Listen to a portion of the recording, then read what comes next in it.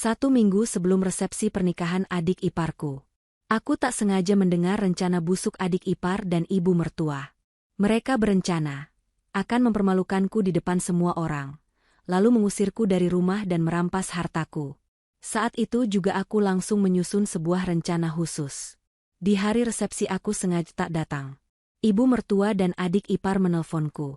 "Kamu di mana? Cepat datang, jangan bikin malu." Aku tertawa pelan dan menjawab, "Coba kalian cek hadiah yang kuberikan."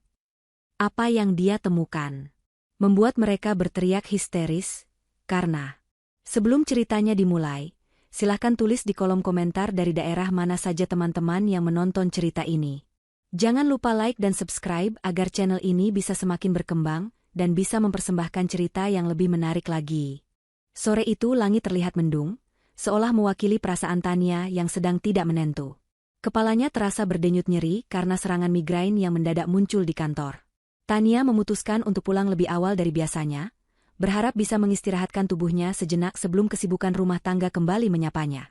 Sebagai seorang menantu yang tinggal di rumah mertua, Tania tidak pernah benar-benar memiliki waktu istirahat yang utuh. Ia bekerja sebagai manajer di sebuah perusahaan swasta, namun saat kakinya melangkah masuk ke rumah besar itu, statusnya berubah menjadi sekadar pembantu yang harus siap sedia melayani segala keinginan Ibu Gina dan adik iparnya, Donita. Tania memarkir mobilnya di halaman depan dengan perlahan agar suara mesin tidak memancing perhatian penghuni rumah. Ia ingin menyelinap masuk ke kamarnya tanpa harus dicecar pertanyaan mengapa ia pulang cepat. Namun, takdir berkata lain hari itu. Saat Tania hendak melangkah menuju dapur untuk mengambil segelas air hangat guna menelan obat pereda nyeri, langkahnya terhenti di dekat ruang keluarga yang hanya dipisahkan oleh partisi kayu berukir. Suara tawa yang sangat ia kenal terdengar membahana dari ruangan itu. Itu adalah suara tawa Ibu Gina dan Donita. Nada tawa mereka terdengar berbeda dari biasanya. Bukan tawa bahagia yang tulus, melainkan tawa penuh kemenangan dan kelicikan. Tania menahan napas, menempelkan punggungnya ke dinding di balik partisi. Niatnya untuk mengambil air, ia urungkan sejenak. Firasatnya mengatakan ada sesuatu yang tidak beres. Ia mendengar suara Ibu Gina yang serak namun tegas sedang berbicara dengan nada tinggi yang penuh semangat. Wanita parubaya itu terdengar sedang membicarakan perihal uang dan rencana besar yang sepertinya sudah disusun dengan sangat rapi. Tania memajamkan matanya, berusaha mempertajam pendengarannya di tengah denyutan kepala yang semakin menyiksa. Kata demi kata yang keluar dari mulut ibu mertuanya itu, bagaikan sembilu yang menyayat hati. Ibu Gina berkata dengan lantang bahwa uang kiriman Ardhito bulan ini sungguh luar biasa jumlahnya. Ia menyebutkan nominal yang membuat Tania terbelalak. Puluhan juta rupiah yang seharusnya ditabung untuk masa depan rumah tangga Tania dan Ardhito, ternyata ludes begitu saja di tangan Ibu Gina. Wanita itu dengan bangga menceritakan kepada Donita bahwa ia sudah mengalihkan semua dana itu untuk membayar uang muka dekorasi pelaminan Donita yang super mewah. Tania menutup mulutnya dengan telapak tangan, menahan isak tangis yang nyaris meledak. Selama ini Ardhito, suaminya yang sedang bekerja keras di luar pulau, selalu mengatakan bahwa uang itu dititipkan kepada ibunya untuk biaya renovasi atap rumah yang bocor dan sebagian untuk tabungan kesehatan orang tua. Ternyata, semua itu hanyalah kebohongan yang dipelihara Ibu Gina untuk memeras keringat anaknya sendiri demi gengsi dan kemewahan semu. Belum reda rasa sakit di hati Tania mendengar penyelewengan dana itu, percakapan mereka berlanjut ke topik yang jauh lebih mengerikan. Donita, dengan suara manjanya yang khas, bertanya kepada ibunya tentang bagaimana nasib Tania setelah resepsi pernikahannya nanti selesai. Pertanyaan itu dijawab oleh Ibu Gina dengan sebuah rencana yang membuat darah Tania berdesir hebat. Ibu Gina menjelaskan bahwa tepat di hari resepsi pernikahan Donita nanti, mereka akan menjalankan sebuah skenario besar. Mereka berencana menyewa seorang pria asing untuk datang ke tengah pesta dan membuat keributan. Pria itu akan dibayar untuk mengaku sebagai selingkuhan Tania. Tujuannya sangat jelas dan keji, yaitu mempermalukan Tania di hadapan seluruh tamu undangan, termasuk keluarga besar dan rekan kerja Ardhito. Dengan begitu, Ibu Gina memiliki alasan kuat untuk mengusir Tania dari rumah itu, saat itu juga tanpa memberikan pesangon atau membiarkan Tania membawa barang berharga sedikitpun. Donita terdengar tertawa kegirangan mendengar rencana ibunya. Gadis itu menimpali dengan berkata bahwa ia sudah muak melihat wajah Tania yang sok suci di rumah itu. Donita merasa Tania hanyalah benalu yang menghalangi mereka untuk menikmati gaji Ardhito sepenuhnya. Menurut Donita, jika Tania berhasil diusir dengan fitnah perselingkuhan, maka Ardhito pasti akan menceraikan Tania karena rasa malu, dan seluruh gaji Ardhito akan kembali menjadi milik Ibu Gina dan Donita sepenuhnya seperti sebelum Ardhito menikah. Mereka berdua tertawa bersama, Membayangkan betapa puasnya hati mereka melihat Tania menyeret koper keluar dari rumah dengan derayan air mata dan caci maki dari para tetangga. Tania yang mendengar semua itu merasa kakinya lemas bukan main. Lututnya gemetar hebat, hingga ia harus berpegangan pada dinding agar tidak jatuh merosot ke lantai. Rasa sakit di kepalanya kini tidak ada apa-apanya dibandingkan rasa sakit di dadanya. Orang-orang yang selama ini ia layani dengan tulus, yang ia masakan makanan setiap pagi, yang ia cuci bajunya, dan yang ia hormati layaknya orang tua dan saudara kandung sendiri, ternyata adalah ular berbisa yang siap mematuknya kapan saja. Tania menyadari betapa bodohnya ia selama ini. Ia selalu mengalah demi menjaga keharmonisan rumah tangga, agar Ardhito bisa bekerja dengan tenang di perantauan. Ia selalu menutupi perlakuan buruk Ibu Gina dan Donita dari Ardhito, karena tidak ingin suaminya kepikiran. Namun, kesabaran dan kebaikannya justru dianggap sebagai kelemahan yang bisa dimanfaatkan sehabis-habisnya. Hati Tania yang semula lembut perlahan mulai mengeras. Air mata yang sempat menggenang di pelupuk matanya kini kering, berganti dengan sorot mata yang tajam dan dingin. Di tengah gejolak emosi itu, ponsel di saku blazer Tania bergetar panjang. Ia mengambilnya dengan tangan gemetar. Di layar ponsel tertera nama suaminya, Ardhito. Sebuah pesan singkat masuk. Ardhito mengabarkan bahwa bonus tahunannya baru saja cair, dan ia sudah mentransfer sejumlah uang lagi ke rekening Ibu Gina, untuk pegangan acara resepsi Donita, agar tidak ada yang kurang. Ardhito juga menuliskan kata-kata manis, meminta Tania untuk bersabar menemani ibu dan adiknya, serta berjanji akan segera pulang untuk memanjakan Tania. Membaca pesan itu, hati Tania serasa diremas. Suaminya begitu baik, begitu polos, dan begitu percaya pada ibunya. Ardhito tidak tahu bahwa uang keringat dan darahnya itu sedang digunakan untuk menggali kuburan bagi rumah tangga mereka sendiri. Tania menatap layar ponsel itu lama sekali. Ia tidak membalas pesan itu dengan keluhan atau aduan. Saat itu juga, sebuah keputusan besar lahir di benak Tania. Ia tidak akan membiarkan rencana busuk Ibu Gina dan Donita berjalan mulus. Ia tidak akan menjadi korban yang menangis di pojokan. Jika mereka menginginkan drama, maka Tania akan memberikan pertunjukan terbaik yang tidak akan pernah mereka lupakan seumur hidup. Tania menghapus air matanya dengan kasar. Ia menegakkan tubuhnya, merapikan jilbabnya yang sedikit berantakan, dan mengatur napasnya agar terlihat tenang. Ia tidak jadi mengambil air minum. Ia berbalik arah, berjalan jinjit kembali ke pintu depan, lalu membuka dan menutup pintu utama dengan suara agak keras, seolah-olah ia baru saja tiba. Suara tawa di ruang tengah seketika berhenti. Tania melangkah masuk dengan wajah datar, menyapa mertua dan adik iparnya dengan nada datar yang biasa ia gunakan, seolah tidak terjadi apa-apa. Permainan baru saja dimulai, dan kali ini, Tania yang akan memegang kendalinya. Keesokan paginya, suasana di meja makan terasa normal seperti biasa, setidaknya di permukaan. Tania sudah bangun sejak subuh, menyiapkan sarapan nasi goreng kesukaan Donita dan menyeduh teh manis hangat untuk Ibu Gina. Ia melakukan rutinitasnya dengan gerakan yang tenang dan terukur, tidak menunjukkan tanda-tanda kemarahan atau dendam sedikitpun. Ibu Gina dan Donita yang baru bangun tidur tampak duduk di meja makan dengan wajah tanpa dosa, menyantap masakan Tania dengan lahap tanpa mengucapkan terima kasih. Di dalam hati Tania, ia tersenyum sinis melihat kepolosan mereka yang mengira rahasia mereka aman. Setelah sarapan, Tania pamit masuk ke kamarnya dengan alasan ingin mengerjakan laporan kantor yang tertunda. Namun, sesampainya di kamar, Tania tidak membuka berkas pekerjaan kantornya. Ia justru membuka laptop pribadinya dan mengakses layanan perbankan daring milik Ardhito. Tania mengetahui semua kata sandi akun Ardhito, karena suaminya sendiri yang memberikannya dengan alasan agar Tania bisa memantau keuangan jika terjadi sesuatu yang mendesak. Selama ini Tania tidak pernah menyentuhnya karena menghormati privasi suaminya, tapi kali ini keadaannya darurat. Jari-jari Tania menari lincah di atas papan ketik. Matanya menatap nanar riwayat transaksi di layar. Terpampang jelas aliran dana keluar yang begitu masif ke rekening pribadi Ibu Gina setiap bulannya. Jumlahnya fantastis. Uang yang seharusnya bisa digunakan untuk membeli rumah sendiri atau modal usaha, habis tak bersisa untuk gaya hidup hedonisme mertua dan iparnya. Hati Tania terasa perih membayangkan Ardhito yang bekerja siang malam di lokasi proyek yang jauh dan keras, sementara keluarganya di sini berfoya-foya tanpa hati nurani. Tania menarik napas panjang, memantapkan hatinya. Dengan cepat, Tania melakukan beberapa pengaturan. Ia membatalkan jadwal transfer otomatis yang sudah disetujui Ardhito sebelumnya. Ia juga memindahkan dana besar yang baru saja masuk, bonus tahunan Ardhito, ke sebuah rekening deposito berjangka yang baru saja ia buat atas nama Ardhito. Namun dengan akses yang hanya bisa dibuka oleh Tania atau Ardhito secara langsung di bank, bukan lewat transfer daring. Tania memastikan tidak ada Rp1 pun yang bisa diambil oleh Ibu Gina melalui mesin ATM atau perbankan seluler mulai detik ini.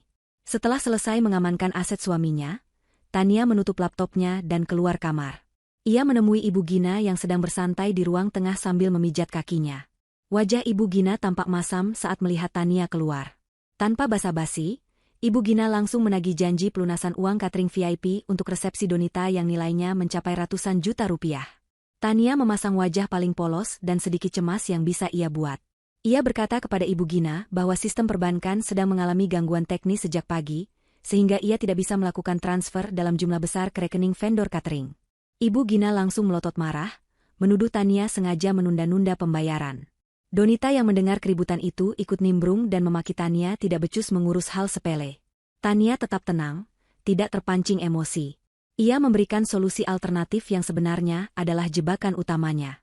Tania mengatakan bahwa ia memiliki uang tunai simpanan warisan almarhum ayahnya yang bisa digunakan untuk menalangi biaya tersebut hari ini juga secara tunai, asalkan administrasinya jelas. Tania beralasan bahwa karena ini uang warisan ayahnya, ia perlu bukti tertulis untuk laporan pajak pribadinya nanti. Ibu Gina dan Donita yang pikirannya hanya dipenuhi oleh uang dan gengsi acara resepsi, tidak berpikir panjang. Bagi mereka, yang penting uang cair dan vendor catering bisa dibayar lunas agar nama baik mereka terjaga. Tania kembali ke kamarnya dan mengambil sebuah map yang sudah ia siapkan sebelumnya. Di dalam map itu terdapat beberapa lembar dokumen. Tania menyerahkan dokumen itu kepada Donita. Ia menjelaskan bahwa itu hanyalah kwitansi biasa dan surat pernyataan serah terima uang tunai sebagai formalitas belaka. Donita yang sedang sibuk membalas pesan teman-temannya di ponsel, mengambil pena dengan ogah-ogahan. Ia sama sekali tidak membaca isi dokumen tersebut. Di matanya, Tania hanyalah kakak ipar bodoh yang penurut, jadi tidak mungkin Tania berani macam-macam. Padahal, dokumen yang disodorkan Tania adalah surat pengakuan hutang pribadi dan perjanjian kerjasama investasi fiktif. Di dalam klausul-klausul yang tertulis dengan bahasa hukum yang rapi, disebutkan bahwa Donita meminjam uang senilai total biaya resepsi tersebut dari Tania dan bersedia menjaminkan aset apapun yang dimilikinya, termasuk mobil yang sering dipakainya bergaya, jika ia gagal mengembalikan uang tersebut dalam tempo 1 minggu setelah resepsi. Selain itu, ada juga poin yang menyatakan bahwa segala biaya yang timbul akibat pembatalan sepihak menjadi tanggung jawab Donita dan Ibu Gina sepenuhnya. Tanpa rasa curiga sedikitpun, Donita membubuhkan tanda tangannya di atas materai. Ibu Gina pun ikut menandatangani sebagai saksi penjamin, tanpa membaca satu kalimat pun. Tania menerima kembali map tersebut dengan tangan yang stabil. Ia memeriksa tanda tangan mereka, memastikan semuanya sah dan valid di mata hukum. Senyum tipis tersungging di bibir Tania, senyum yang tidak dilihat oleh Ibu Gina maupun Donita. Mereka berdua sudah masuk ke dalam perangkap pertama. Dengan dokumen ini, Tania memegang kendali atas nasib finansial mereka. Setelah mendapatkan tanda tangan itu, Tania menyerahkan amplop tebal berisi uang tunai yang sebenarnya adalah uang tabungan Tania sendiri, bukan warisan. Ia rela mengorbankan tabungannya demi melihat kehancuran keserakahan mereka nanti. Tania berpikir bahwa uang ini adalah investasi untuk kebebasannya dan Ardhito di masa depan. Ibu Gina menyambar amplop itu dengan mata berbinar-binar. Ia menghitung lembaran uang itu dengan cepat, lalu tertawa puas. Ia memuji Tania sebagai menantu yang tahu diri, sebuah pujian yang terdengar sangat palsu di telinga Tania. Setelah mendapatkan uang itu, Ibu Gina dan Donita segera bersiap-siap pergi ke butik untuk fitting baju tambahan, meninggalkan Tania sendirian di rumah. Sepeninggal mereka, Tania duduk di sofa ruang tamu, menatap map di tangannya. Ia merasa lega sekaligus tegang. Langkah pertama sudah berhasil. Namun, ini baru permulaan. Masih ada beberapa hari lagi menjelang resepsi, dan Tania harus memastikan setiap langkah selanjutnya berjalan dengan presisi sempurna tanpa kesalahan. Ia tidak boleh lengah, karena satu kesalahan kecil bisa membuat Ibu Gina curiga dan membalikkan keadaan. Tania beranjak berdiri, menyimpan dokumen itu di tempat paling aman yang tidak akan pernah terpikirkan oleh siapapun di rumah itu, lalu bersiap menjalankan rencana selanjutnya. Suasana rumah yang biasanya hening di siang hari, mendadak berubah menjadi riuh rendah pada hari itu. Tania yang sedang sibuk merapikan berkas-berkas tagihan listrik dan air di ruang tengah dikejutkan oleh kedatangan tamu yang dibawa oleh Ibu Gina. Tamu itu adalah Luna, seorang wanita muda teman lama Donita yang memang sudah lama diincar Ibu Gina untuk dijodohkan dengan Ardhito sebelum Ardhito menikahi Tania. Luna masuk dengan langkah angkuh, sepatu tumit tingginya berbunyi nyaring beradu dengan lantai keramik, seolah mengumumkan kedatangannya sebagai penguasa baru. Wajahnya dipoles riasan tebal, dan matanya menatap sekeliling rumah dengan tatapan menilai yang meremehkan. Ibu Gina menyambut Luna dengan pelukan hangat yang berlebihan, jauh lebih hangat daripada pelukan yang pernah ia berikan kepada Tania selama bertahun-tahun menjadi menantunya. Tanpa permisi atau basa-basi kepada Tania yang jelas-jelas duduk di sana, Ibu Gina langsung mengajak Luna duduk di sofa utama dan memerintahkan Tania untuk membuatkan minuman dingin serta membawakan toples kue kering. Tania hanya mengangguk pelan, menyimpan rasa perih di hatinya dalam-dalam, lalu beranjak ke dapur untuk menuruti perintah itu layaknya seorang pelayan. Saat Tania berada di dapur, ia bisa mendengar percakapan mereka dengan jelas karena desain rumah yang cukup terbuka. Ibu Gina terdengar sedang memuji-muji kecantikan Luna setinggi langit. Ia mengatakan bahwa seharusnya Luna lah yang menjadi menantunya, bukan perempuan kampung seperti Tania yang menurutnya tidak punya selera dan membosankan. Luna menanggapi pujian itu dengan tawa manja yang dibuat-buat. Ia bahkan dengan lantang berkata bahwa jika ia yang menjadi istri Ardhito, rumah ini pasti sudah direnovasi menjadi istana mewah, bukan bangunan kuno yang membosankan seperti sekarang. Telinga Tania panas mendengar penghinaan itu, namun ia tetap fokus mengaduk es teh manis di dalam gelas. Sebelum ia keluar dari dapur, Tania teringat sesuatu yang krusial. Ia segera mengambil ponsel lamanya yang masih berfungsi baik, mengaktifkan fitur perekam suara, dan meletakkannya secara tersembunyi di balik vas bunga besar yang ada di meja sudut ruang tamu saat ia mengantarkan nampan minuman. Vas bunga itu cukup rimbun sehingga ponsel kecil itu tidak akan terlihat oleh siapapun yang tidak mencarinya dengan teliti. Tania meletakkan nampan berisi es teh manis dan kue kering di atas meja dengan hati-hati. Ibu Gina bahkan tidak menoleh padanya, ia sibuk memegang ponsel pintarnya, mengarahkan kamera ke arah Luna. Ternyata, Ibu Gina sedang merancang sesi pemotretan dadakan. Ia menyuruh Luna berpose di berbagai sudut rumah, mulai dari duduk manis di sofa kesayangan Ardhito, hingga berdiri di dekat lemari pajangan piala milik Ardhito.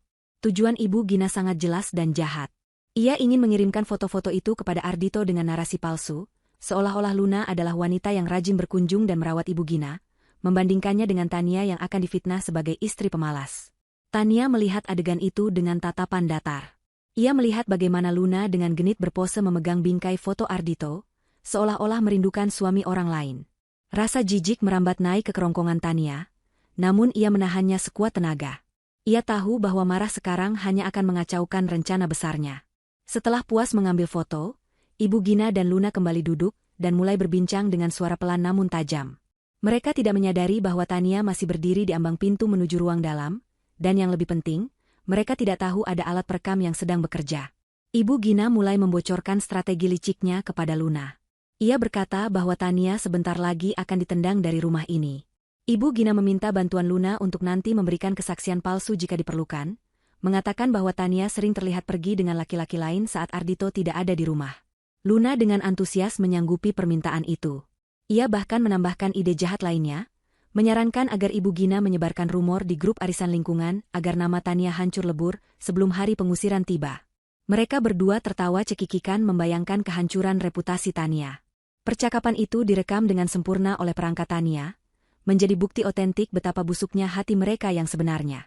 Sore harinya, setelah Luna pulang dengan membawa bingkisan makanan yang dipaksa Ibu Gina untuk dibawa, rumah kembali sepi. Tania mengambil kembali ponsel perekamnya dengan gerakan cepat saat Ibu Gina sedang mandi. Ia segera mentransfer file rekaman itu ke penyimpanan awan miliknya yang aman dan mengirimkan salinannya kepada Pak Hakim, pengacara yang sudah ia hubungi diam-diam. Pak Hakim membalas pesan Tania dengan singkat namun menenangkan, mengatakan bahwa bukti ini sudah lebih dari cukup untuk menuntut pencemaran nama baik dan perbuatan tidak menyenangkan. Namun mereka harus menunggu waktu yang tepat untuk menjatuhkan bom tersebut. Tania merasa sedikit lega. Satu lagi senjata telah ia kantongi. Namun, tugasnya hari ini belum selesai. Ia harus mulai mengamankan barang-barang berharga yang tersisa di rumah ini sebelum kiamat kecil terjadi beberapa hari lagi. Malam itu, ketika Ibu Gina dan Donita sudah terlelap tidur setelah lelah seharian berbelanja, Tania mulai bergerak dalam diam. Ia masuk ke ruang kerja Ardhito yang jarang dikunci. Di sana tersimpan beberapa barang koleksi suaminya seperti jam tangan mahal, kamera antik, dan dokumen-dokumen penting seperti ijazah asli serta sertifikat tanah warisan kakek Ardhito yang belum sempat balik nama. Tania tahu bahwa jika ia diusir nanti, Ibu Gina dan Donita pasti akan menjarah barang-barang ini dan menjualnya demi uang tunai. Dengan hati-hati, Tania memasukkan barang-barang tersebut ke dalam tas besar yang biasa ia gunakan untuk membawa pakaian kotor ke Binatu. Ia menyamarkan barang-barang berharga itu di bawah tumpukan spray dan selimut tebal. Besok pagi, ia akan membawa tas ini keluar dengan alasan ingin mencucikan selimut tebal yang tidak muat di mesin cuci rumah. Rencananya sangat rapi dan penuh perhitungan. Tania menatap foto pernikahannya dengan Ardhito yang tergantung di dinding ruang kerja. Ia menurunkan foto itu perlahan, mengusap wajah suaminya di balik kaca bingkai. Ia berbisik pelan, meminta maaf karena harus membawa pergi semua kenangan ini dari rumah masa kecil suaminya, demi menyelamatkan apa yang tersisa dari martabat keluarga mereka. Malam itu Tania tidur dengan perasaan was-was namun penuh tekad, siap menghadapi hari esok yang semakin mendekati puncak konflik. Waktu berjalan begitu cepat, dan kini tinggal 3 hari lagi menuju hari resepsi pernikahan Donita yang digadang-gadang akan menjadi pesta termewah di lingkungan tempat tinggal mereka. Ketegangan di rumah semakin terasa. Ibu Gina dan Donita tampak semakin stres dan panik mengurus detail-detail acara yang ternyata memakan biaya jauh lebih besar dari perkiraan awal mereka. Pagi itu dimulai dengan teriakan histeris Donita dari kamarnya. Tania yang sedang menyapu halaman belakang sampai terlonjak kaget dan buru-buru berlari masuk ke dalam rumah. Ia mendapati Donita sedang menangis meraung-raung di lantai kamarnya sambil membanting bantal dan guling. Ibu Gina berusaha menenangkan putri bungsunya itu dengan wajah pucat pasi. Ternyata, masalah besar baru saja muncul. Gaun pengantin impian Donita yang dipesan dari desainer luar kota tertahan pengirimannya, karena masalah administrasi biaya tambahan yang mendadak melonjak. Donita merengek seperti anak kecil, mengatakan bahwa ia tidak mau menikah jika tidak memakai gaun tersebut. Ia menuntut ibunya untuk segera membereskan masalah itu. Pihak butik menghubungi dan mengatakan bahwa ada biaya pelunasan serta denda keterlambatan dan biaya percepatan pengiriman yang totalnya mencapai 50 juta rupiah. Uang pegangan yang diberikan Tania sebelumnya sudah habis dipakai untuk membayar uang muka gedung dan catering tambahan. Ibu Gina kebingungan, wajahnya tampak frustrasi. Ia tidak memiliki uang tunai sebanyak itu dalam waktu singkat, apalagi akses ke rekening Ardhito sudah tertutup rapat berkat manuver Tania. Mata Ibu Gina kemudian tertuju pada Tania yang berdiri di ambang pintu. Tatapan itu adalah tatapan menuntut, seolah Tania adalah mesin ATM berjalan yang wajib menyelesaikan masalah mereka. Ibu Gina dengan nada memaksa menyuruh Tania untuk mencari pinjaman atau menggunakan uang simpanannya lagi demi menutupi biaya gaun tersebut. Tania menarik napas panjang, berusaha mengatur ekspresi wajahnya agar terlihat prihatin namun tetap berpikir logis. Di dalam hatinya, ia bersorak. Kesempatan emas kembali datang dengan sendirinya tanpa perlu ia cari. Tania mendekati mereka dan berkata dengan nada lembut, bahwa ia bisa saja membantu menalangi biaya tersebut, menggunakan dana darurat perusahaan kecil miliknya yang sebenarnya tidak boleh diganggu-gugat. Ia berbohong demi memuluskan rencananya. Tania mengatakan bahwa karena ini uang perusahaan, ia membutuhkan tanda tangan resmi di atas materai sebagai bukti pengeluaran agar ia tidak dituduh korupsi oleh auditor nantinya. Bagi Ibu Gina dan Donita yang sedang panik, kata-kata Tania terdengar masuk akal dan merupakan satu-satunya jalan keluar. Mereka tidak peduli dengan prosedur, yang penting uang cair dan gaun sampai tepat waktu. Tania kembali ke kamarnya dan mencetak sebuah dokumen yang sudah ia persiapkan formatnya di laptop. Dokumen itu bukanlah sekadar bukti pengeluaran biasa. Itu adalah surat kuasa mutlak dan pengalihan tanggung jawab aset. Isinya sangat fatal bagi siapa saja yang menandatanganinya tanpa membaca. Di sana tertulis bahwa Ibu Gina memberikan kuasa penuh kepada Tania untuk menjual atau menyita aset apapun yang ada di rumah ini, guna menutupi segala kerugian finansial yang ditimbulkan oleh Tania atas nama keluarga. Selain itu, ada klausul yang menyatakan bahwa Ibu Gina mengakui semua hutang acara pernikahan ini adalah tanggung jawab pribadinya, bukan tanggung jawab Ardhito maupun Tania. Tania membawa dokumen itu beserta materai ke kamar Donita. Tanpa membaca satu baris pun, Ibu Gina langsung menyambar pena dan menandatanganinya dengan kasar. Ia bahkan membentak Tania agar cepat-cepat mentransfer uangnya. Tania mengangguk patuh, menyimpan dokumen sakti itu, lalu berpura-pura melakukan transfer di depan mereka. Setelah urusan gaun selesai, yang sebenarnya Tania bayar menggunakan sisa uang tabungannya yang terakhir demi totalitas rencananya, Tania merasa sudah saatnya ia menarik kartu as terakhirnya. Ia harus memastikan Ardhito ada di sana saat kehancuran itu terjadi. Bukan untuk menyelamatkan ibunya, tapi untuk melihat dengan mata kepalanya sendiri siapa sebenarnya iblis yang bertopeng malaikat di rumah ini. Malam harinya, ketika Ibu Gina dan Donita sudah tidur karena kelelahan menangis dan marah-marah, Tania mengunci pintu kamarnya rapat-rapat. Ia mengambil ponselnya dan menekan nomor Ardhito. Jantungnya berdegup kencang saat nada sambung terdengar. Ketika suara berat dan lelah suaminya menjawab salam dari seberang pulau, air mata Tania menetes tanpa bisa ditahan.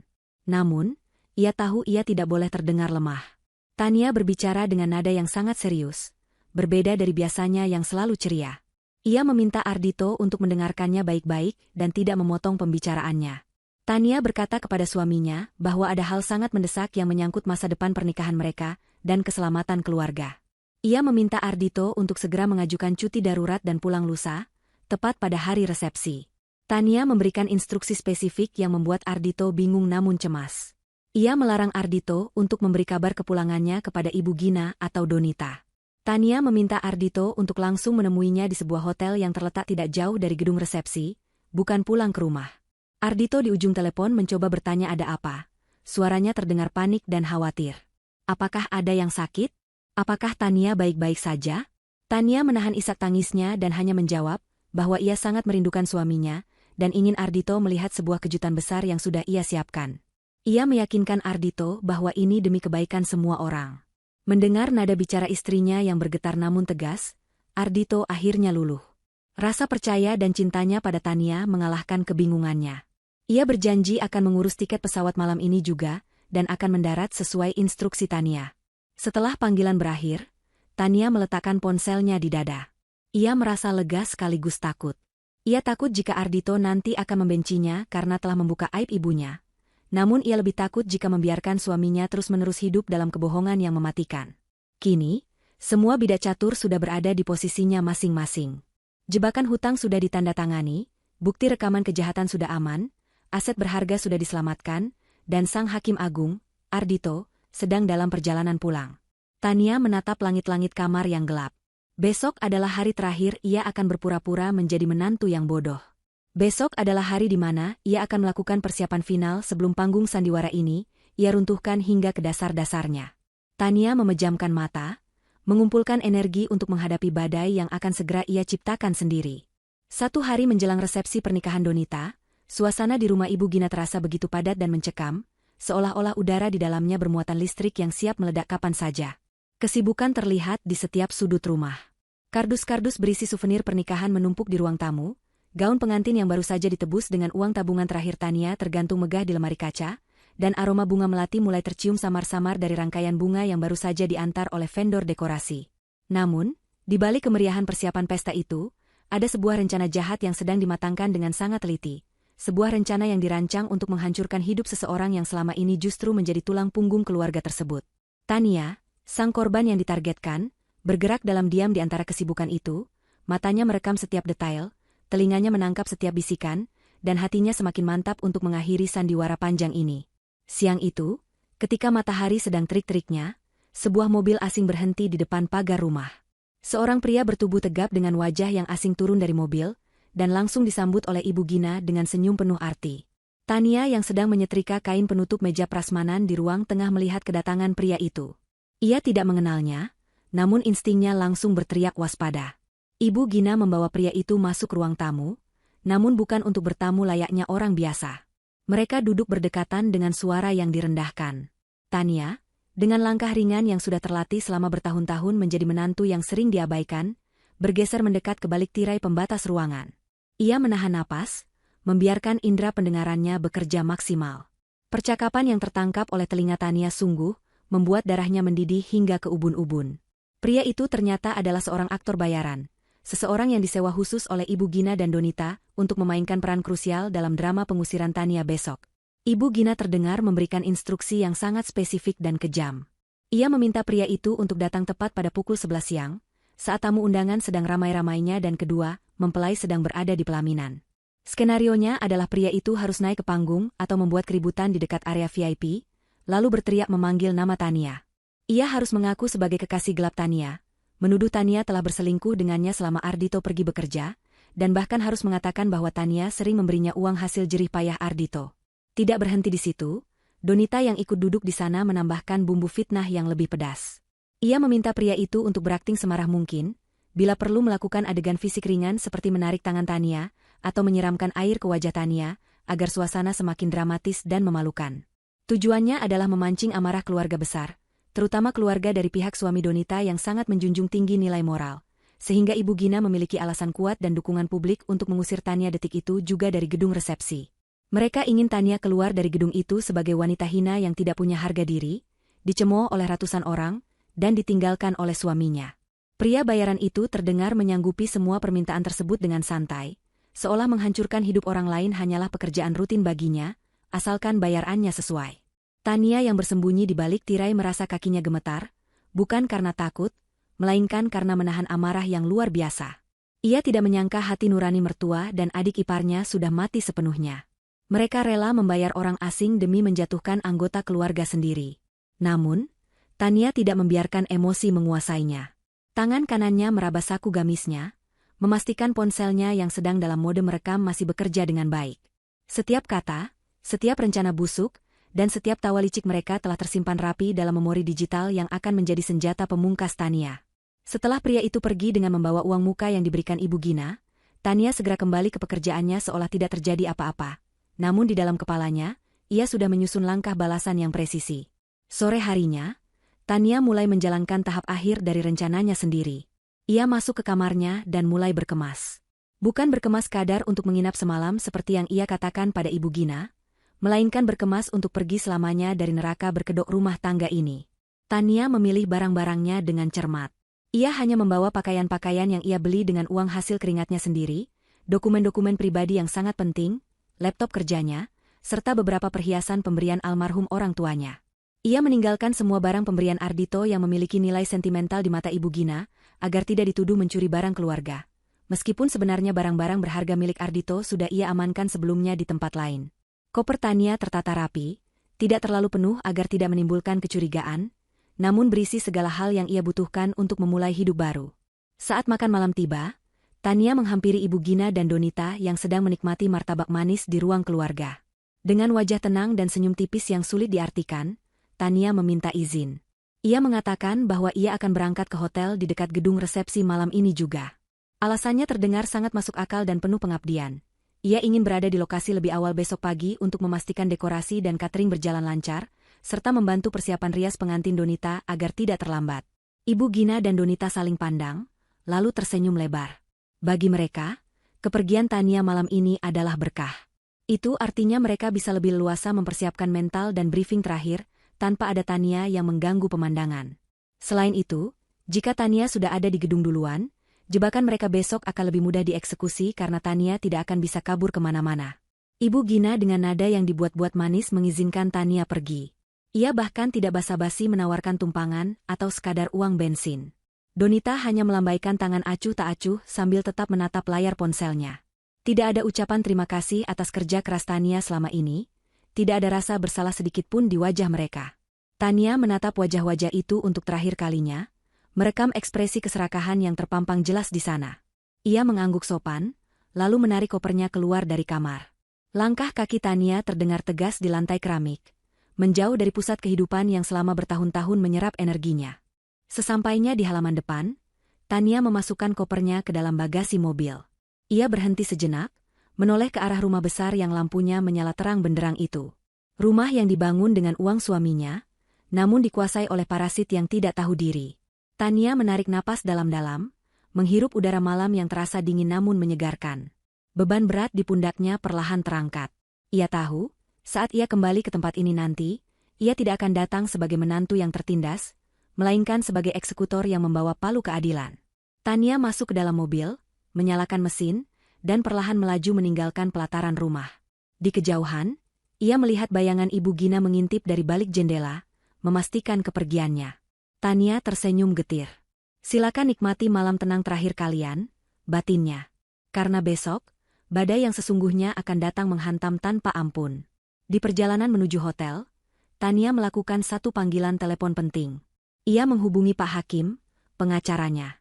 Tania mengonfirmasi bahwa semua bukti sudah siap, surat-surat aset sudah diamankan, dan yang paling penting, koordinasi dengan pihak kepolisian untuk penjemputan, tamu spesial, besok sudah final. Pak Hakim di ujung telepon memberikan dukungan moral, meyakinkan Tania bahwa apa yang dilakukannya adalah tindakan membela diri yang sah dan benar secara hukum. Tania menutup telepon dengan perasaan lega. Sesampainya di hotel, Tania tidak langsung tidur.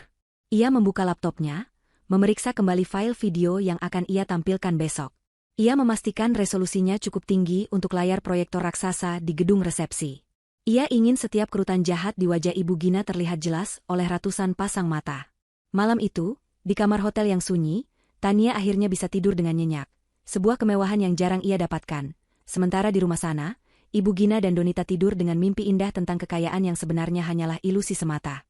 Fajar menyingsing di hari resepsi pernikahan Donita, membawa serta harapan palsu bagi keluarga Ibu Gina.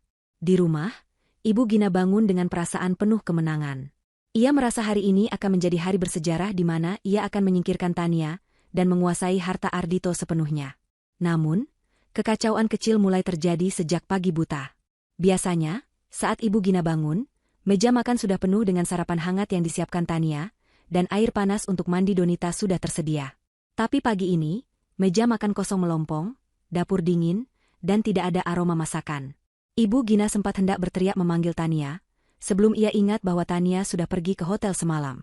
Dengan perasaan kesal, Ibu Gina terpaksa membangunkan Donita dan mereka harus sarapan roti tawar, seadanya karena tidak ada waktu untuk memasak. Kekesalan itu berlanjut saat mereka bersiap-siap. Tidak ada Tania yang biasanya membantu menyetrika baju Ibu Gina, atau membantu Donita memakai korset yang ketat. Mereka harus melakukan semuanya sendiri dengan gerutu yang tak henti-hentinya.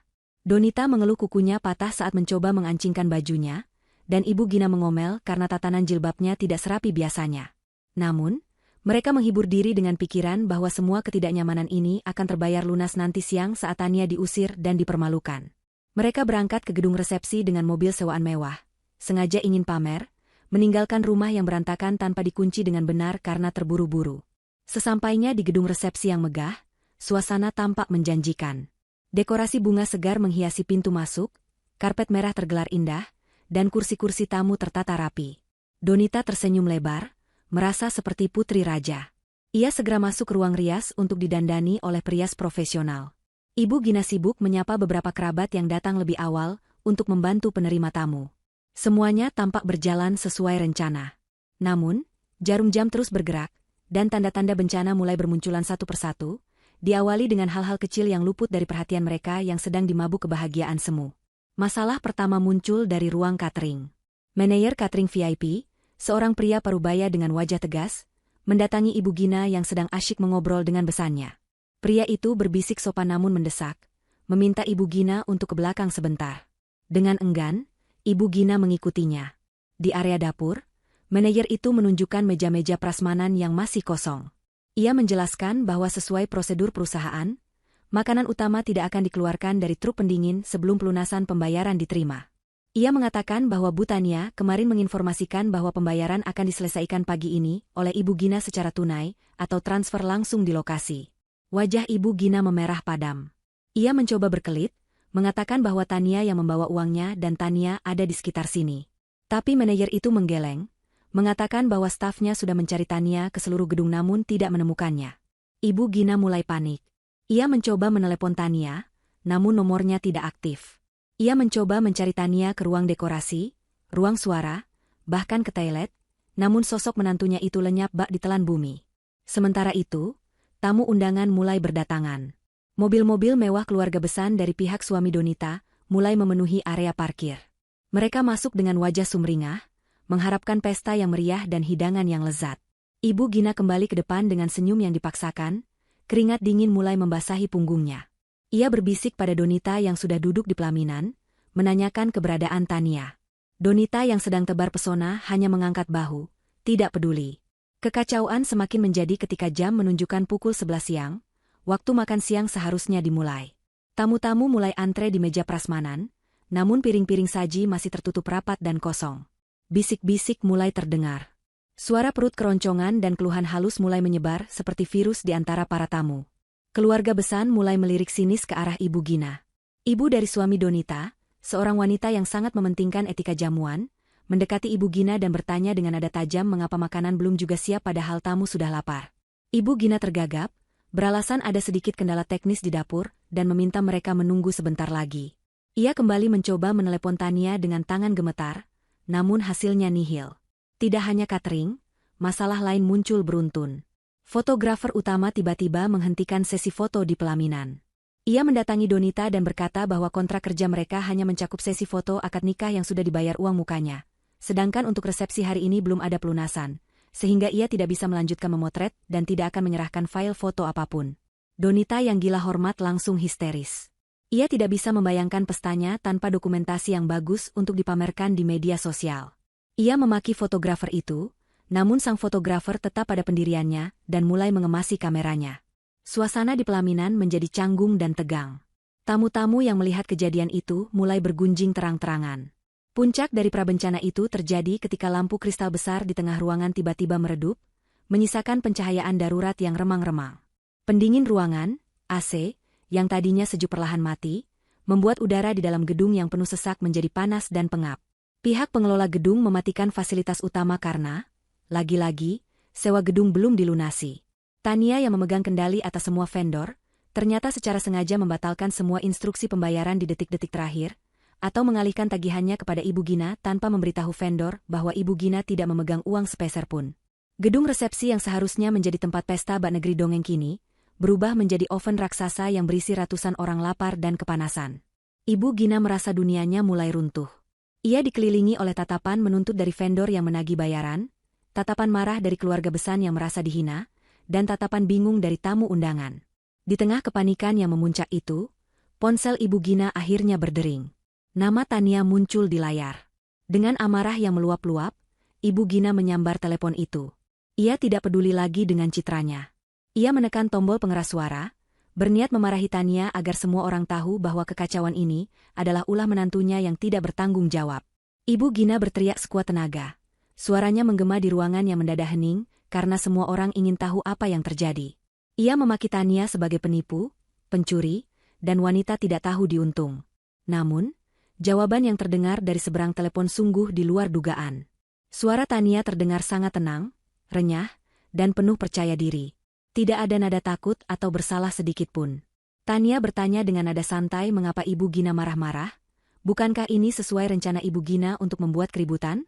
Tania kemudian mengatakan kalimat yang membuat darah Ibu Gina berhenti mengalir. Coba Ibu dan Donita cek hadiah spesial yang sudah kusiapkan. Lihat ke arah layar proyektor utama di depan panggung. Semua kepala di ruangan itu, ratusan tamu undangan, keluarga besar, vendor, dan pelayan, serentak menoleh ke arah layar putih raksasa yang berada tepat di samping pelaminan. Layar yang tadinya mati itu tiba-tiba berkedip menyala. Ibu Gina mematung, ponselnya nyaris terlepas dari genggaman. Firasat buruk yang sangat kuat menghantam dadanya. Ia ingin berteriak melarang operator menyalakan layar itu, namun lidahnya keluh. Donita di pelaminan menatap layar dengan mata terbelalak. Di detik itu, waktu seolah berhenti. Keheningan yang mencekam menyelimuti ruangan, sebuah keheningan sebelum badai kehancuran yang sesungguhnya menerjang dan menyapu bersih semua kebohongan yang telah mereka bangun selama ini. Suara dering telepon yang keluar dari pengeras suara ponsel Ibu Gina terdengar begitu nyaring, memecah keheningan yang canggung di dalam gedung resepsi yang mulai terasa panas dan pengap. Ratusan pasang mata kini tertuju pada satu titik pusat, yaitu sosok Ibu Gina yang berdiri dengan wajah merah padam di samping pelaminan, tangan kanannya mencengkeram ponsel seolah benda itu adalah leher musuhnya. Keringat sebesar biji jagung mulai bermunculan di dahi wanita parubaya itu, melunturkan bedak tebal yang menutupi kerutan di wajahnya. Ia berpikir bahwa ini adalah momen kemenangannya, momen di mana ia bisa menghancurkan reputasi Tania di hadapan semua orang sekaligus menimpakan kesalahan atas kekacauan pesta ini kepada menantunya yang ia anggap tidak berguna.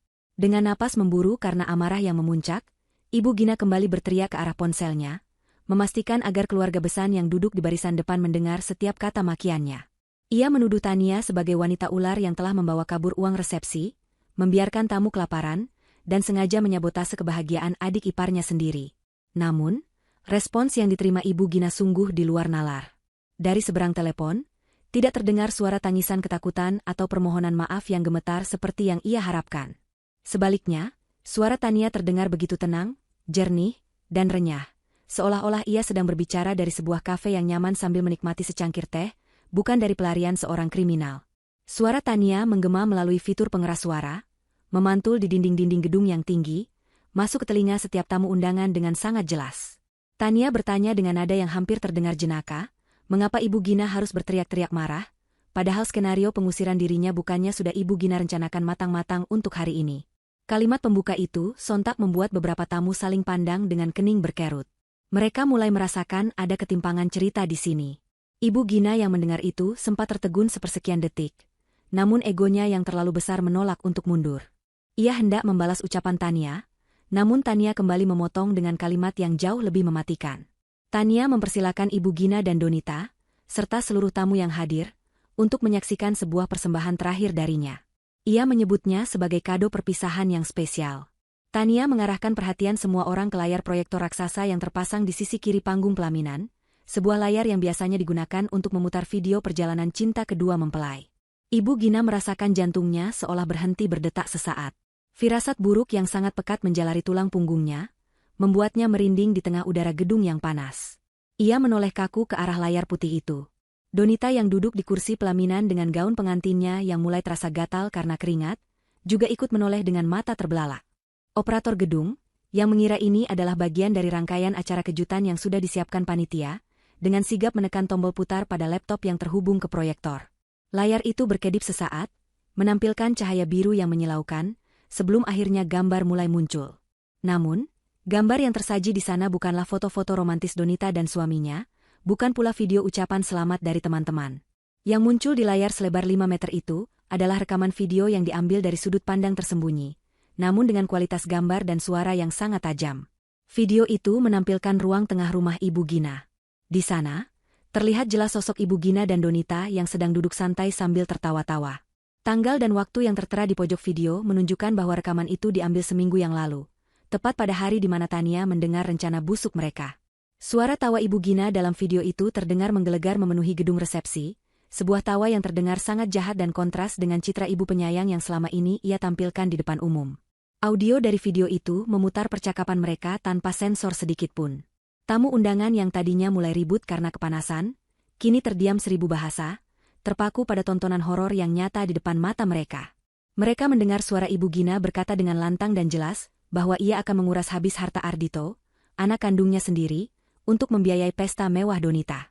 Tidak berhenti di situ, kalimat selanjutnya membuat seluruh tamu menahan napas karena kaget.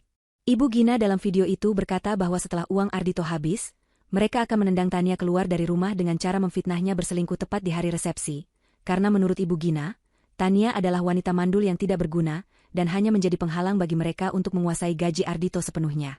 Donita di dalam video itu terlihat menimpali dengan penuh semangat, menambahkan bahwa ia sudah tidak sabar melihat Tania menangis darah saat diusir nanti. Ia bahkan menyebutkan rencananya untuk memalsukan tanda tangan Tania, demi mendapatkan uang tambahan. Wajah asli mereka yang serakah, manipulatif, dan kejam terpampang nyata tanpa bisa disangkal.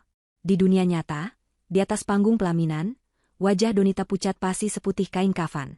Ia mencoba bangkit dari kursinya, ingin berlari ke arah operator untuk menghentikan video itu, namun kakinya lemas dan gaunnya yang berat membuatnya tersandung kembali ke kursi.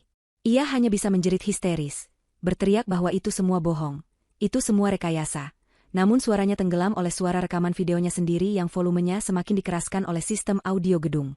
Reaksi para tamu undangan sungguh tak terbendung. Bisik-bisik berubah menjadi seruan kaget dan cemoohan.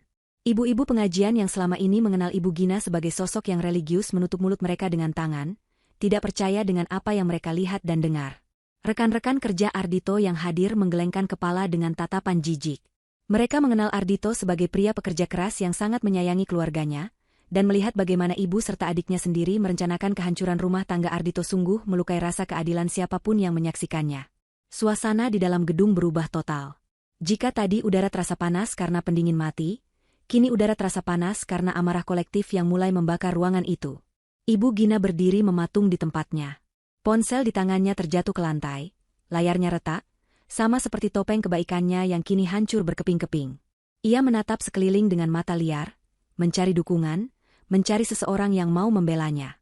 Namun, tidak ada satupun pasang mata yang menatapnya dengan ramah. Semua tatapan itu adalah tatapan menghakimi. Bahkan pelayan catering yang berdiri di sudut ruangan, menatapnya dengan pandangan sinis.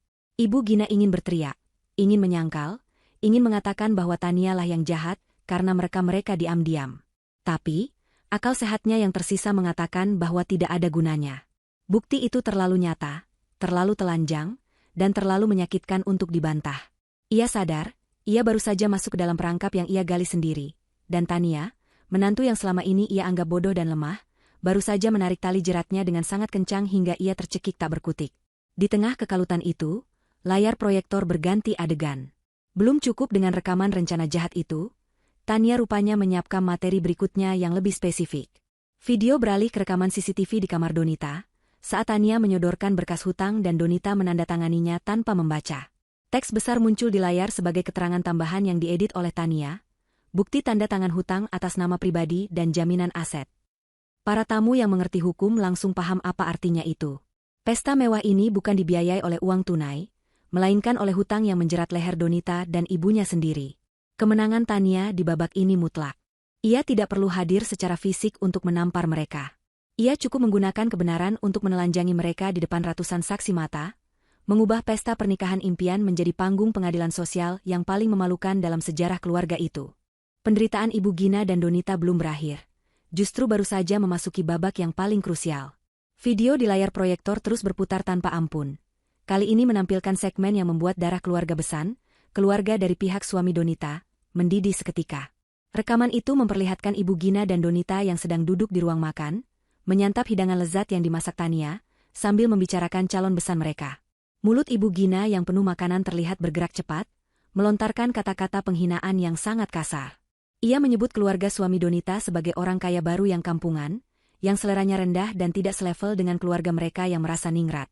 Ibu Gina bahkan berkata bahwa ia setuju Donita menikah dengan pria itu, hanya karena mereka butuh suntikan dana segar untuk menutupi gaya hidup mereka, dan jika nanti Donita sudah bosan atau uang suaminya habis, Donita tinggal minta cerai saja dan mencari mangsa baru yang lebih kaya. Donita di dalam video itu tertawa menyetujui, ia bahkan mengejek fisik calon suaminya yang menurutnya kurang tampan dan hanya menang di dompet saja.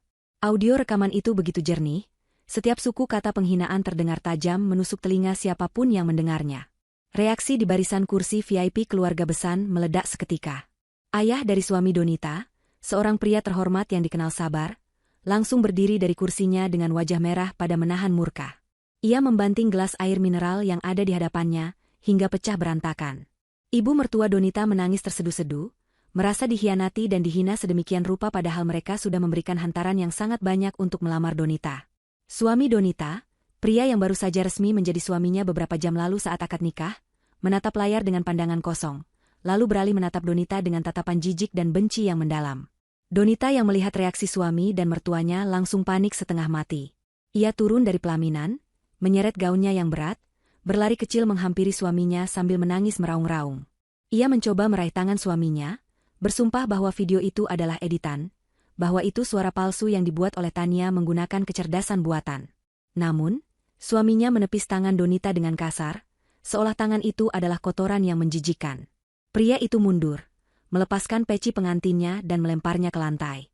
Ia berkata dengan suara bergetar menahan amarah, bahwa ia tidak sudi melanjutkan resepsi ini, dan ia menyesal telah menikahi wanita bermuka dua seperti Donita. Ia memerintahkan keluarganya untuk segera meninggalkan gedung itu saat itu juga. Rombongan keluarga Besan pun berbondong-bondong keluar gedung dengan wajah marah, meninggalkan Donita yang jatuh terduduk di lantai sambil meraung memanggil nama suaminya. Di tengah kekacauan dan drama keluarga yang hancur berantakan itu, sebuah momen hening tiba-tiba tercipta. Pintu utama gedung di bagian belakang yang tinggi dan megah perlahan terbuka lebar. Cahaya matahari siang yang terik menerobos masuk, menciptakan siluet seorang pria yang berdiri tegak di ambang pintu. Pria itu tidak mengenakan jas pesta ataupun batik mewah. Ia hanya mengenakan kemeja kerja yang kusut, celana bahan yang sedikit berdebu, dan membawa sebuah tas ransel lusuh di bahunya. Wajahnya terlihat sangat lelah, matanya merah dan sembab, namun sorot matanya tajam memancarkan kekecewaan yang tak terukur. Itu adalah Ardhito. Kehadiran Ardhito bagaikan hantu bagi Ibu Gina. Ia pikir anaknya masih berada di pulau seberang, sibuk bekerja mengumpulkan uang untuknya. Melihat Ardhito berdiri di sana, lutut Ibu Gina benar-benar kehilangan tenaganya. Ia ambruk ke lantai, menatap putranya dengan mulut ternganga. Ardhito melangkah masuk dengan perlahan. Langkah kakinya berat namun pasti, membelah kerumunan tamu yang secara otomatis menepi memberinya jalan. Tidak ada yang berani bersuara. Semua orang tahu siapa pria itu. Dia adalah korban utama dari semua kejahatan yang baru saja mereka tonton. Ardhito berjalan melewati barisan tamu, tatapannya lurus ke depan, ke arah panggung pelaminan di mana ibu dan adiknya kini terlihat seperti pesakitan yang menyedihkan. Ardhito tidak berjalan menuju pelaminan. Ia berhenti tepat di depan layar proyektor yang kini menampilkan gambar statis, The End, dengan latar belakang hitam. Ia menatap ibunya yang masih terduduk di lantai. Ibu Gina, dengan sisa-sisa tenaganya, mencoba merangkak mendekati Ardhito. Ia menangis, memohon, berteriak bahwa Tania telah memfitnah mereka, bahwa video itu palsu, dan Ardhito harus percaya pada ibunya yang telah melahirkannya. Namun, Ardhito tidak bergerak sedikitpun untuk menyambut ibunya. Ia tidak membungkuk untuk membantu ibunya berdiri. Ia hanya berdiri tegak, menatap wanita yang melahirkannya itu dengan tatapan asing. Dengan suara yang parau namun terdengar jelas di keheningan ruangan, Ardhito berkata bahwa ia sudah berada di ruang kontrol operator sejak 1 jam yang lalu. Ia melihat semuanya. Ia mendengar semuanya. Ia bahkan memegang salinan asli dari rekaman itu yang diberikan Tania padanya semalam di hotel. Ardhito mengatakan bahwa selama ini ia bekerja banting tulang, menahan rindu, makan seadanya di perantauan, hanya demi membahagiakan ibu dan adiknya. Ia kira pengorbanannya dihargai, ia kira keluarganya adalah tempatnya pulang. Namun ternyata, ia hanya dianggap sebagai sapi perah yang bodoh. Kalimat Ardhito itu bagaikan palu godam yang menghantam dada Ibu Gina. Wanita tua itu menangis histeris, memukul-mukul dadanya sendiri, namun air mata itu tidak lagi bisa meluluhkan hati Ardhito yang sudah hancur lebur. Tepat saat itu, dari pintu samping, Tania masuk dengan langkah anggun. Ia didampingi oleh Pak Hakim dan 2 orang petugas kepolisian berseragam lengkap. Tania tidak tersenyum sinis, tidak juga terlihat sombong. Wajahnya datar, tenang, namun memancarkan aura kekuatan yang luar biasa. Ia membawa sebuah kotak hadiah besar berwarna emas, kotak yang sama dengan yang disebutkan di telepon tadi. Tania meletakkan kotak itu di depan Donita yang masih menangis di lantai. Dengan gerakan pelan, Tania membuka tutup kotak itu. Isinya berhamburan keluar, tumpukan kertas tagihan yang tebal, surat somasi dari vendor, dan surat panggilan kepolisian atas dugaan penipuan arisan bodong yang ternyata juga dilakukan Donita selama ini. Pak Hakim maju ke depan, menjelaskan dengan suara lantang profesional bahwa berdasarkan surat kuasa dan pengakuan hutang yang sah, semua biaya pesta ini dan kerugian vendor dibebankan kepada Ibu Gina dan Donita secara pribadi. Dan karena mereka tidak mampu membayar, maka proses hukum akan segera berjalan. Polisi kemudian melangkah maju, mengeluarkan borgol besi yang berkilau di bawah lampu darurat. Mereka membacakan hak-hak tersangka kepada Donita. Bukan hanya soal hutang, tapi juga soal pemalsuan dokumen gadai sertifikat rumah yang asli, yang buktinya sudah diserahkan Tania pagi ini. Donita menjerit ketakutan saat tangan halusnya ditarik paksa oleh polisi dan diborgol. Ia meronta-ronta, memanggil ibunya, memanggil suaminya yang sudah pergi, memanggil Ardhito kakaknya. Namun Ardhito memalingkan wajahnya. Ia berjalan menghampiri Tania, lalu tanpa ragu memeluk istrinya itu erat-erat di depan ratusan orang. Ardhito menangis di bahu Tania, menumpahkan segala rasa sakit dan penyesalannya. Tania membalas pelukan itu, mengusap punggung suaminya dengan lembut, menjadi satu-satunya tempat bersandar yang tersisa bagi Ardhito di tengah runtuhan keluarganya. Pemandangan itu menjadi penutup yang dramatis bagi resepsi pernikahan yang gagal total itu. Tamu undangan menyaksikan dengan perasaan campur aduk, ngeri, kasihan, namun juga puas melihat keadilan ditegakkan dengan cara yang begitu instan dan brutal. Pesta itu berakhir bukan dengan lemparan bunga pengantin, melainkan dengan seretan langkah polisi yang membawa Donita pergi dan tangisan pilu Ibu Gina yang ditinggalkan sendirian di tengah ruangan yang megah namun kosong melompong. Suasana di dalam gedung resepsi yang megah itu kini telah berubah 180 derajat, menjadi arena penghakiman yang mencekam. Tidak ada lagi sisa-sisa kebahagiaan pesta pernikahan. Yang tertinggal hanyalah bau amis kebohongan yang telah terbongkar dan pecahan-pecahan hati yang berserakan di lantai. Ardhito masih berdiri mematung di dekat layar proyektor, dadanya naik turun menahan gelombang emosi yang berkecamuk hebat. Ia baru saja melakukan hal yang paling sulit dalam hidup seorang anak laki-laki, yaitu memalingkan wajah dari air mata ibunya sendiri. Namun, akal sehat dan hati nuraninya berteriak bahwa ini adalah langkah yang benar. Ia tidak bisa lagi menutup mata. Ia tidak bisa lagi menjadi pelindung bagi kejahatan yang dilakukan oleh darah dagingnya sendiri. Ardhito merasakan tangan halus Tania mengusap punggungnya, memberikan kekuatan yang ia butuhkan untuk tetap tegak berdiri di tengah badai kehancuran keluarganya. Ibu Gina yang masih terduduk lemas di lantai marmer yang dingin, kembali mencoba meraih simpati putranya. Dengan sisa tenaga dan air mata yang terus mengalir deras membasahi wajahnya yang sudah tidak karuan, ia merangkak mendekati kaki Ardhito. Ia meraung, memanggil nama kecil Ardhito, mengingatkan putranya tentang masa kecil mereka, tentang bagaimana ia membesarkan Ardhito sendirian setelah ayahnya meninggal. Ia mencoba memanipulasi perasaan bersalah Ardhito, senjata andalan yang selama ini selalu berhasil ia gunakan untuk memeras uang dan perhatian putranya. Ibu Gina bersumpah demi Tuhan bahwa ia melakukan semua ini demi kebaikan keluarga, demi mengangkat derajat mereka agar tidak dipandang rendah oleh orang lain. Ia menuduh Tania sebagai penyebab semua kehancuran ini, menyebut Tania sebagai wanita licik yang telah mencuci otak Ardhito hingga berani durhaka pada ibunya. Mendengar tuduhan itu, Ardhito mundur selangkah, melepaskan cengkeraman tangan ibunya dari celana panjangnya. Ia menatap ibunya dengan pandangan yang penuh rasa sakit, namun tegas. Dengan suara yang bergetar namun lantang, Ardhito akhirnya membuka suara.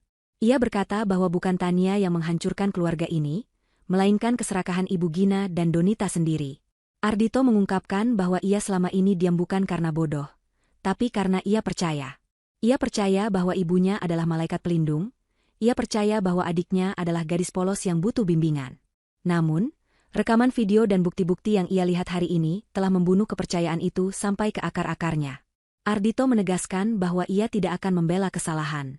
Ia tidak akan menggunakan uang hasil keringatnya yang halal untuk menutupi hutang-hutang hasil gengsi dan kejahatan.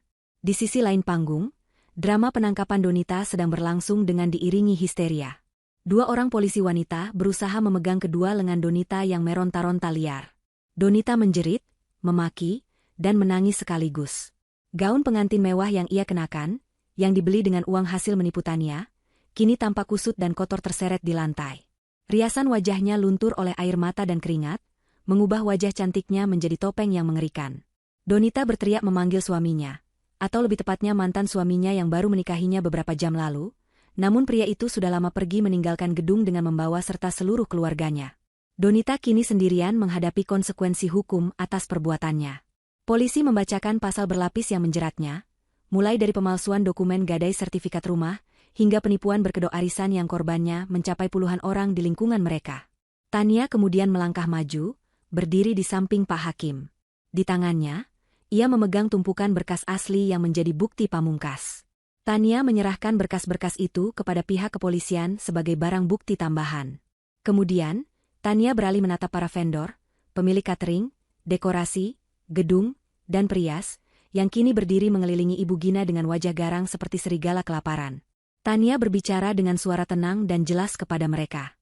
Ia menjelaskan bahwa sesuai dengan dokumen perjanjian yang telah ditandatangani di atas materai oleh Ibu Gina dan Donita, maka segala bentuk pembayaran dan pelunasan adalah tanggung jawab pribadi mereka berdua, bukan tanggung jawab Ardhito maupun Tania. Tania menunjukkan klausul hukum yang mengikat aset-aset Ibu Gina dan Donita sebagai jaminan. Mendengar penjelasan Tania, para vendor itu langsung mengalihkan kemarahan mereka kepada Ibu Gina. Mereka tidak peduli dengan air mata wanita tua itu. Bagi mereka, bisnis adalah bisnis. Mereka mulai berteriak menagih bayaran, mengancam akan menyita apa saja yang melekat di tubuh Ibu Gina saat itu juga jika tidak ada pembayaran. Manajer gedung bahkan mengancam akan melaporkan Ibu Gina ke polisi atas tuduhan penipuan jasa jika tagihan ratusan juta tidak dilunasi hari ini. Ibu Gina gemetar ketakutan, ia menoleh ke arah Ardhito, berharap putranya akan luluh dan mengeluarkan dompetnya seperti biasa. Namun, harapan itu sia-sia. Ardhito hanya menatapnya datar, lalu merangkul bahu Tania dan mengajaknya pergi dari tempat itu. Saat Ardhito dan Tania melangkah menuruni panggung pelaminan menuju pintu keluar, Ibu Gina menjerit memanggil nama putranya untuk terakhir kalinya. Jeritan itu terdengar begitu memilukan, penuh penyesalan dan keputusasaan. Namun, Ardhito tidak menoleh. Ia terus berjalan lurus ke depan, menembus kerumunan tamu yang menatap mereka dengan rasa hormat sekaligus kasihan. Langkah kaki Ardhito terasa berat, seolah ia sedang menyeret beban ribuan ton, namun di saat yang sama, ia merasakan kelegaan yang luar biasa. Beban kebohongan yang selama bertahun-tahun menindih pundaknya akhirnya terangkat. Ia telah memilih jalan yang sulit namun benar. Ia memilih istrinya, wanita yang tulus mencintainya dan berusaha menyelamatkannya, daripada mempertahankan ikatan darah yang beracun.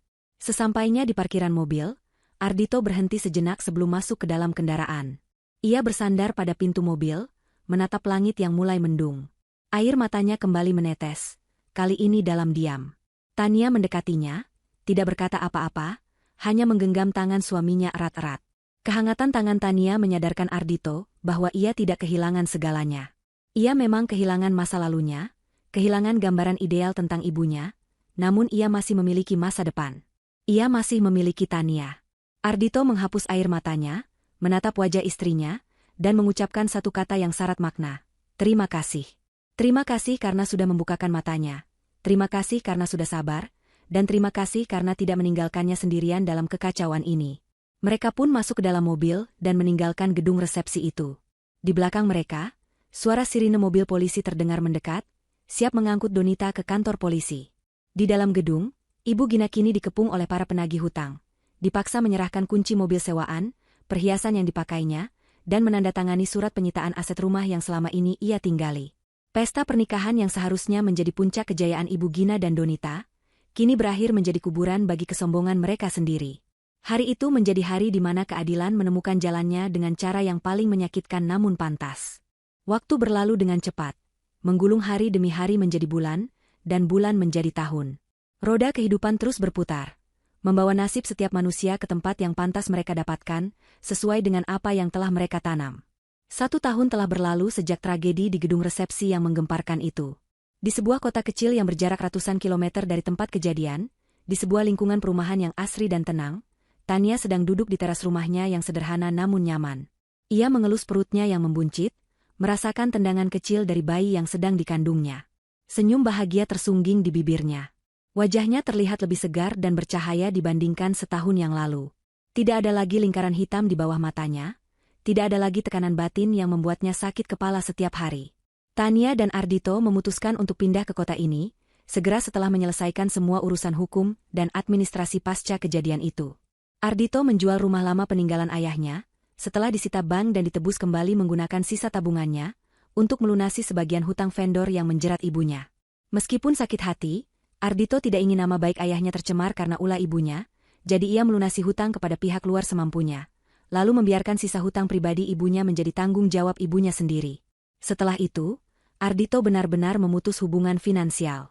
Ia membawa Tania pergi, memulai hidup dari nol di kota baru di mana ia mendapatkan pekerjaan sebagai manajer proyek. Hidup mereka kini jauh lebih tenang. Tidak ada lagi drama, tidak ada lagi tuntutan gaya hidup mewah, dan yang terpenting, tidak ada lagi parasit yang menggerogoti kebahagiaan mereka. Sore itu, mobil Ardhito memasuki halaman rumah. Pria itu turun dengan wajah lelah namun dihiasi senyum lebar saat melihat istrinya menyambut di teras. Ardhito mencium kening Tania dan mengelus perut istrinya, menyapa calon anak pertama mereka dengan penuh kasih sayang. Mereka duduk berdua menikmati teh hangat dan pisang goreng, membicarakan rencana persalinan dan nama untuk bayi mereka. Dalam percakapan itu, sesekali nama Ibu Gina dan Donita terlintas, namun tidak lagi dengan nada kemarahan, melainkan dengan nada kasihan dan pasrah.